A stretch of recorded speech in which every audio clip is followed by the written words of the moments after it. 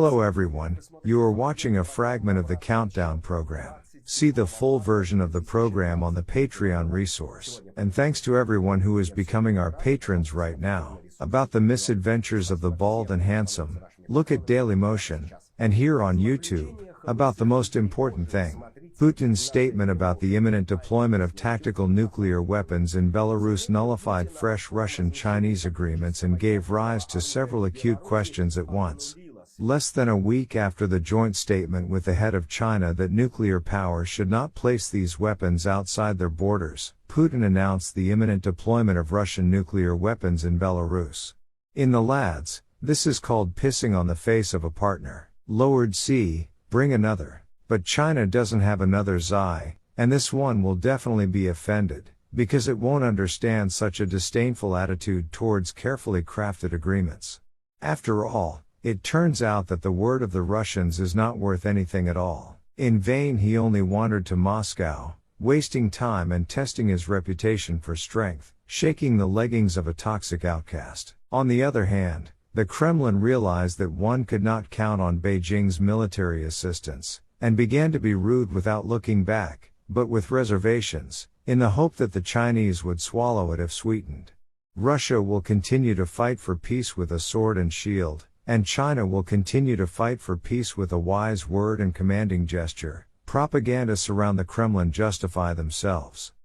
A kind word, backed up by tactical nuclear weapons in Belarus, is undoubtedly much more significant than just a kind word. However, the situation is already spinning so sharply that the risk of a transition from words to deeds is increasing, and contrary to traditional Chinese ceremonies. End of quote.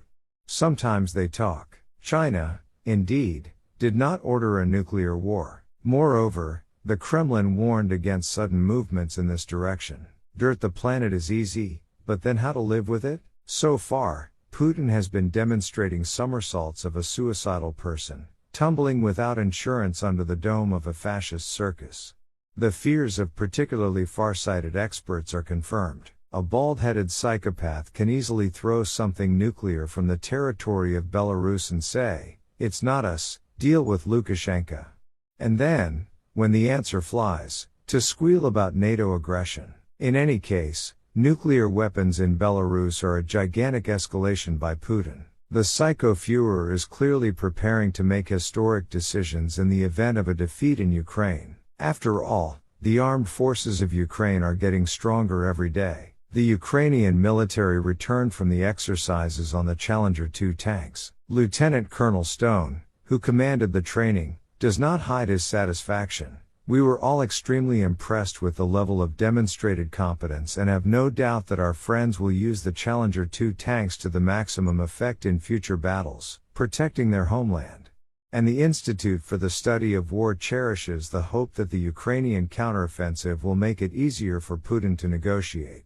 According to analysts, the armed forces of Ukraine should inflict such damage on the Russian army, after which it will become clear to Putin and his inner circle that the Russian troops cannot hope to improve the outcome of the war by continuing hostilities.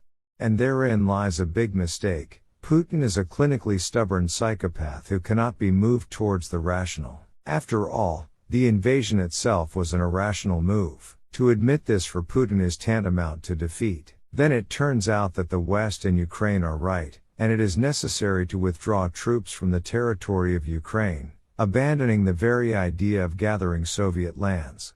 This, from Putin's point of view, his entourage will not understand and will not accept. Therefore, in response to the failures of his own army, Putin is more likely to use the nuclear argument. Not powerful, but charged enough to scare the enemy. And if he does not get scared and answers, so be it. For why do we need a planet if it doesn't have our gateway with our lads and their desperate godfather? Lithuania has already stated that they will seek new sanctions against Russia and Belarus because of their intention to deploy nuclear weapons in Belarus. And the schizoid propagandist Ezerinok is already hallucinating with molten Warsaw and drowned Vilnius. Well, what about the enemies?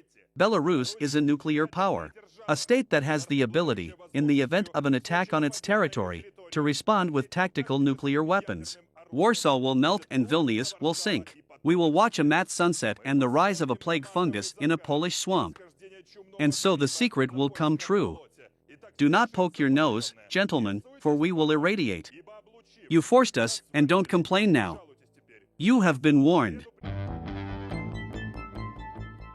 Become our patrons now and look further in this program. The Ministry of Defense fired Colonel General Muradov, who effectively roasted Putin's soldiers. It was he who disposed of the 155th Marine Brigade of the RF Ministry of Defense. On the eve of Kirevka, near Tula, local residents flew well, convincingly reminding that the boomerang of war always returns. The FSB listened to the conversations of producer Iosif Prigozhin and ex-Senator Akhmetov and gave the order to sort it out. And the producer of The Convicts, Yevgeny Prigozhin, things are even worse. In addition to Shoigu, he formed two more enemies, China and the United States. Israeli Prime Minister Benjamin Netanyahu has announced that he will suspend judicial reform after 12 weeks of massive protests and strikes.